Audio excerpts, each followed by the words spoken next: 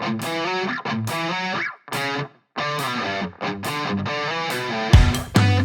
right, we are here with a battle report. I know it's been a while since we've done one. We've got some ELDAR versus Chaos Space Marines. Arguably the top two armies in the meta, but we've got a little bit of a different ELDAR list, trying to take something that might be able to beat the Wraith Guard ELDAR and stuff like that. So we'll see how this kind of list performs. So I'll kind of go over it really quick. Let's go ahead and start with the characters. I have a lot of characters in this list. So yes, people are probably going to take Assassinate against me. We've got two Autarchs, one with the Phoenix Gem, one not with the Phoenix Gem. I'll explain when we get into the game what the use of these are for. We've got Fuegan, my nice little converted model. I'll get a nicer shot at him later. You've got Ilek, you've got Vizark, you've got Yvrain, and you've got a Solitaire right there. So lots of characters, and then we've got Mr. Avatar himself. So a lot of characters. Then we've got that followed up by 3 squads of Storm Guardians, 1 squad of Rangers, who will obviously be joining their leader there, 2 squads of Swooping Hawks, and 3 Wave Serpents.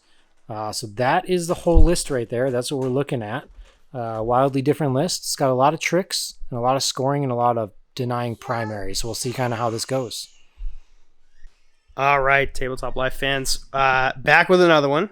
So I've got my CSM today, and I'm trying my kind of take on the MSU build of CSM. So I am playing with like the core of the list, which is 3 Chaos Lords and 3 units of Chosen.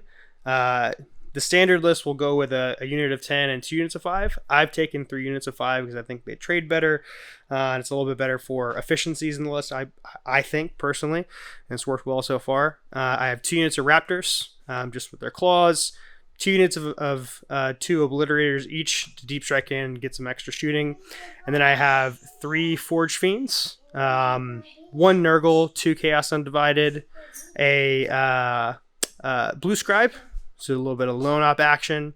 I have some Thousand Suns kind of playing the role of Plague Marines. And then I have a unit of Cultists and 2 Rhinos, both Nerval marked. So should be kind of interesting. Lots of shooting. The mission that we're going to be playing is going to be Vital Ground.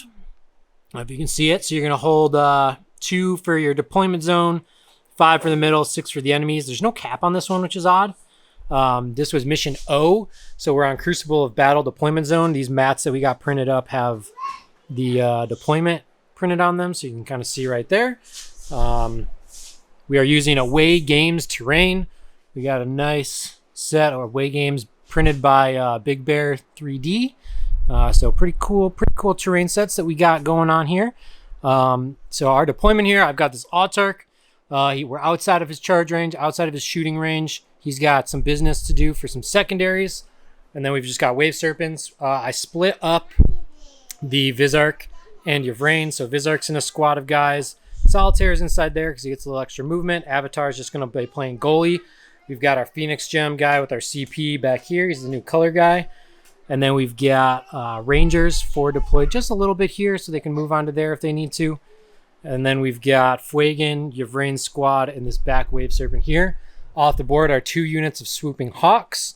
And for me, I am going to be taking fixed secondaries. So I'm going to be taking Deploy Teleport Homers and Behind Enemy Lines. That's kind of what I've built this list around. So we'll see how that performs. Joe, go over what we got going on for your deployment and stuff. Yeah, so I deployed kind of aggressively here because both the Rhinos are Nurgle. So if Brad goes first and decides that he wants to shoot this Rhino, I can Nurgle it, and I'm still in a pretty aggressive position with this squad, which I think is good.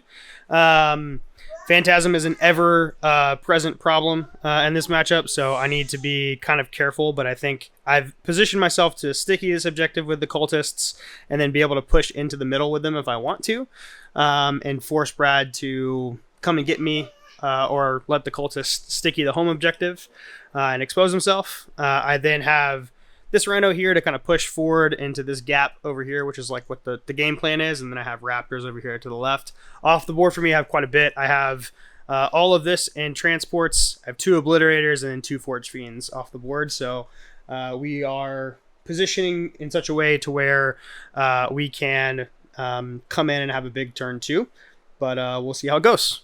Back after the movement. All right, so back at the end of the movement phase and subsequently the end of my turn, because it's turn 1, I pulled investigate signals and extend battle lines. So I'll pull these raptors back to here to do investigate over here. These raptors over here pushed into this corner to do investigate over here. I rolled really hot on my advances, so cultist got a 12-inch advance and could push to the middle to get extend, and then the rhino also got a 6-inch advance and pushed up to there.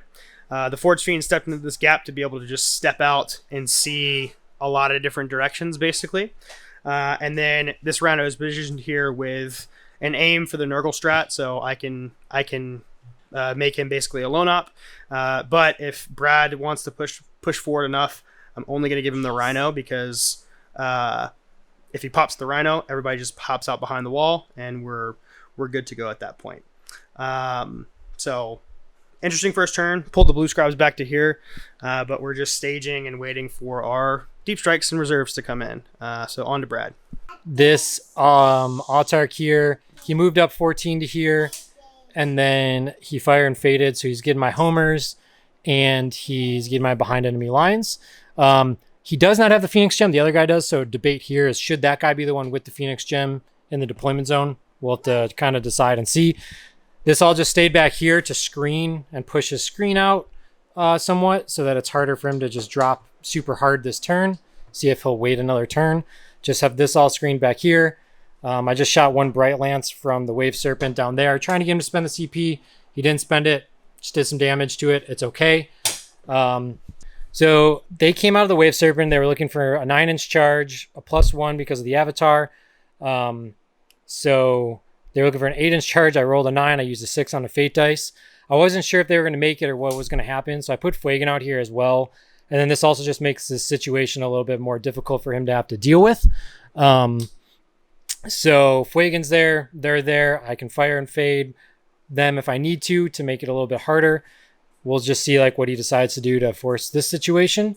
And that's all that I'm really going to do this turn. So we'll see what he comes in with and hits me. All right, guys. So that was there's a lot of action in that turn. It was a really good turn and good plays in terms of positioning on Brad's part, making my life really hard. And then I think I made some pretty decent plays, but I think we'll talk through some of the things that I think I could have done differently. So first off, in terms of movement, this Forge Fiend came to this corner here to see down this line to see that Wave Serpent just past the obscuring. He whiffed the shots and only did three wounds to it, which happens with variable shooting platforms. Blue Scribe backed up here to kind of zone out the deep strike. This Warp Talon squad moved up here to kind of zone out the deep strike. This one did kind of the same thing. And then we have a blitz that dropped here. We have a blitz that dropped here. They took advantage of their once a turn indirect to shoot into these Storm Guardians that were right here. And through that, coupled with some incidental shooting from the Chosen, we were able to pick up almost all the squad. Unfortunately, Brad has a rule that he can grow them back by D3. So we'll have a few more Storm Guardians from that squad, so we didn't completely wipe them out. And then on top of that, I killed the Altark that was right here, and I drew Assassination in behind enemy lines, which were pretty lucky. So I was able to get the Assassination pretty easily right here. There's no way that guy, even with Phantasm, was going to get away. I dropped in over here. I brought in the Undivided Forge Fiend from reserve, shot into this Wave Serpent with full rerolls. He rolled 9 shots with full rerolls, and through some pretty good dice, coupled with Fate dice, this Wave Serpent survived on 1.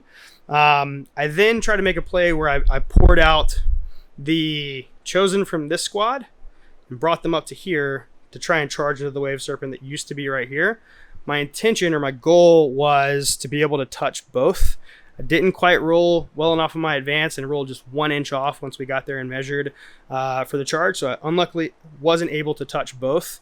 But I charged in, full killed the Wave Serpent that was here, and then Brad piled out into a position where he had just enough space, because these guys are OC2, to pile there, and he left the solitaire at this point where if I pile, I have to touch one of the squads that's there, and I don't want to pile into a solitaire, just because solitaires murder things, and so they stood where they were. So Brad still controls this. Luckily, in this mission, it only scores 2 points, so it's not the most dramatic turn in the game, but definitely some interesting things happen, and we'll see what Brad does in his turn too.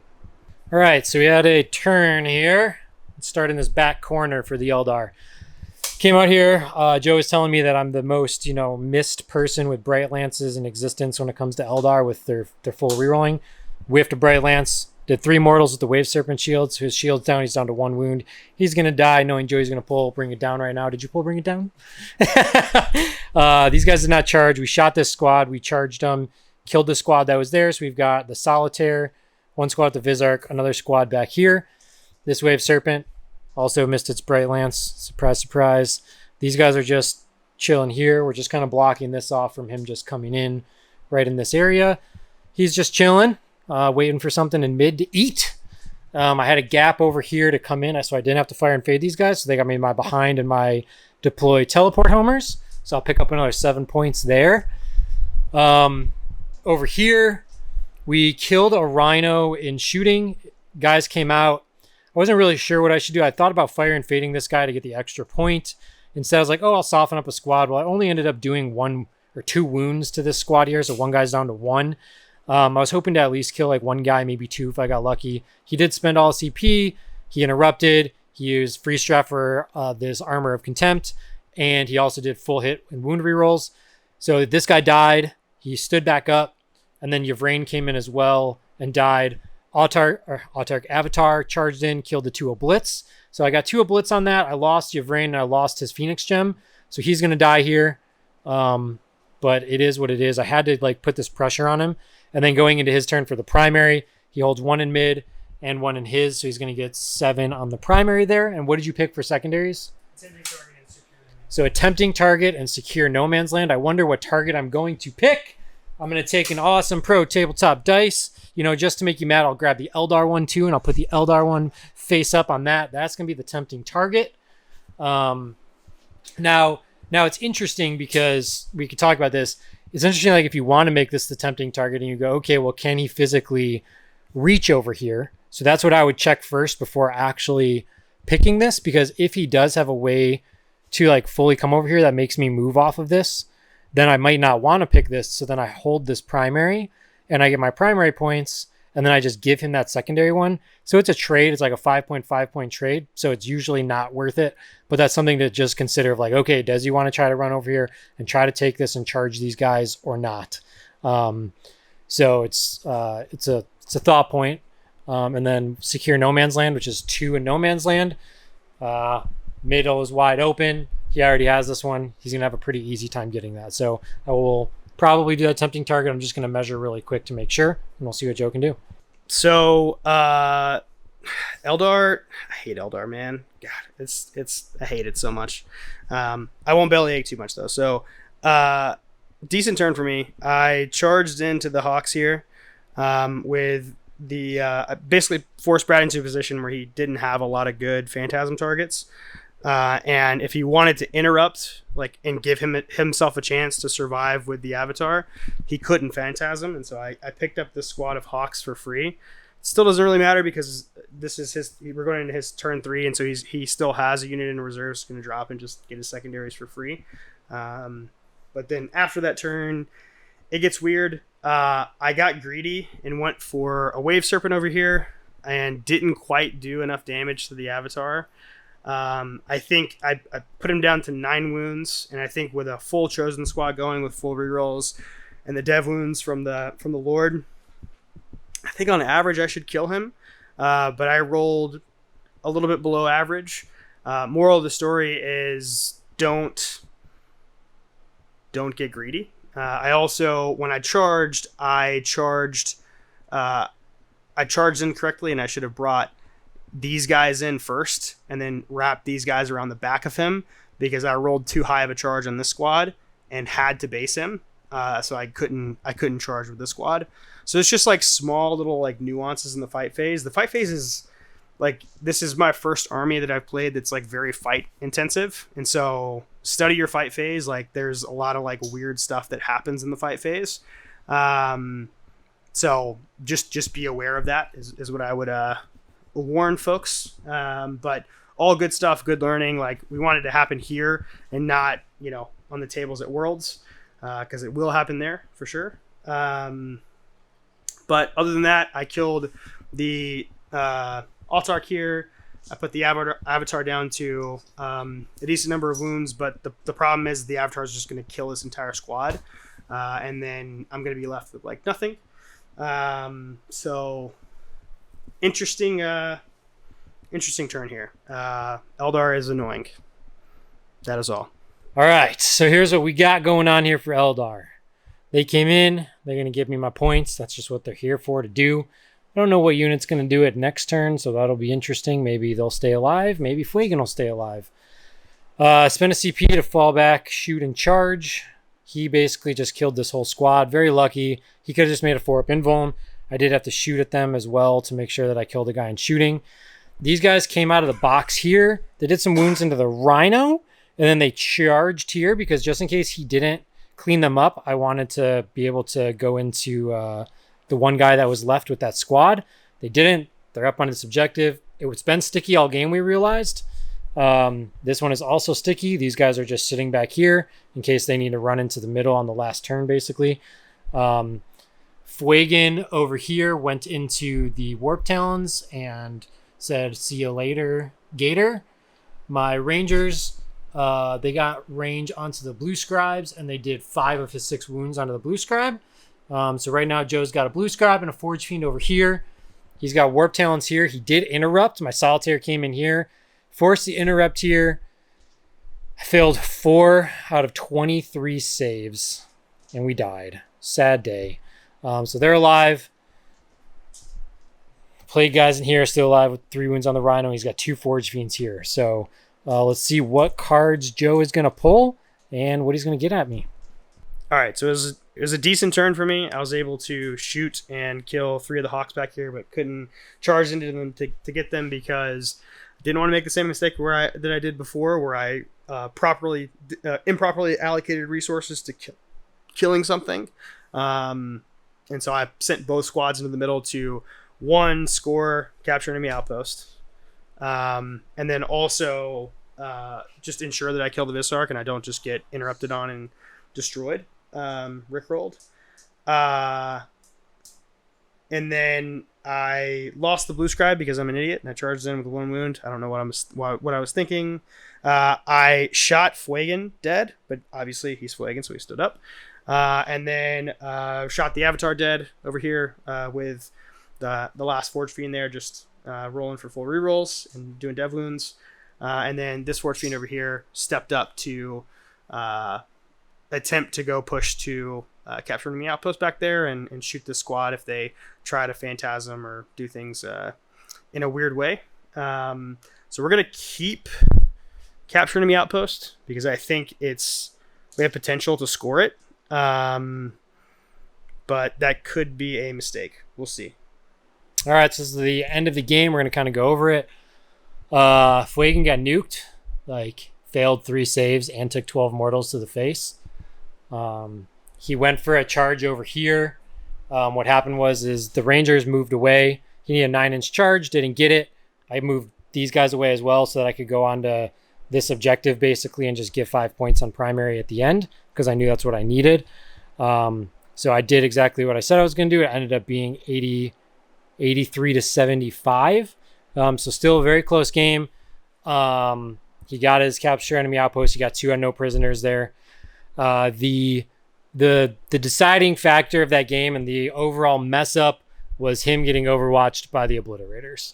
If he just doesn't go into this ruin with the Obliterators and just shoots them with indirect or whatever he needs to do, then the Avatar does not wreak havoc on all of the units that it did. We know that that's what it was. Great battle reports. We didn't want to take that back or do anything like that. 100% though, if that happens, this game ends up being probably like 90 to like 65 in favor of the Chaos Space Marines. This is a little different Eldar list. This is a hard Chaos matchup for me to go up against. I don't have as much anti-tank to deal with his anti-tank stuff. I do have pretty good things to take care of his infantry, but he controls the pacing of it, and he is way more aggressive than I am. Storm Guardians are awesome. I absolutely love them. I had to think about like the characters and stuff like that. They didn't really get to see any action. And the Wave Serpents taking up 3 slots. Maybe Joe's list just kills them easier than other lists. So got to get some more testing in, but I'm going to hold to my own and say that I will not build an Eldar list without the Avatar of Cain in it, because he, in my opinion, is way better than the Incarn. All you people can hate me for saying that. I don't care. I think he is the best model in the Codex right now. So yeah, pretty cool Eldar list. I think he has a lot of cool tricks and stuff like that. Get a couple more games in and see what I'm going to tweak. Joe, give us the feels on the CSM and what you're doing with that. So I like the list. I tried on Wednesday. I tried a list with 1 less Rhino and dropping the Plague Marines. I think I want potentially like more pressure. So I may turn. I have 15 points to spare, so I may turn the Blue Scribes into a second squad of Plague Marines. I don't know if that's right though, because they're kind of slow. If they're not in a Rhino, they don't really do a ton, but like they have really strong anti-infantry abilities. It's just T5 OC2 models that can just stand on objectives, and it kind of turns me into like more of like a MSU swarm list or Horde, because it's a total of 35 Marine bodies, and then you have a Blitz as well. And then all the Forge Fiends. So it's interesting. I really like CSM. Like I think this is game 2, so there's a lot left to unlock. Like this list is not autopilot. It's not like incredibly difficult to play, I wouldn't say, but it's not easy to play. And there's failure points that in a lot of different like places for positioning, and just I think Eldar with Phantasm. I think this is a really good.